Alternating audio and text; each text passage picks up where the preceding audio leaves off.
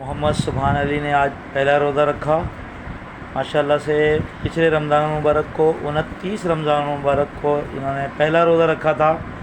آج یہ 5 سال سے اوپر کی عمر کے ہو رہے ہیں۔ اللہ تعالیٰ ان کو مزید نیکی کرنے کی توفیق عطا فرمائے، اسی طرح دینی جذبہ جوش عطا فرمائے، عشق رسول صلی اللہ علیہ وسلم عطا فرمائے، اور تمام اہل بیت کرام، صحابہ کرام، بزرگان دین، اولیاء کرام تمام کی عزت، تکریم، احترام کرنے والا بنائے، ان کا پاسبان بنائے۔ یا اللہ اسے عشق رسول صلی اللہ علیہ وسلم سے منور کرتے ہوئے دین متین کی خدمت کرنے والا اچھا بچہ بنا۔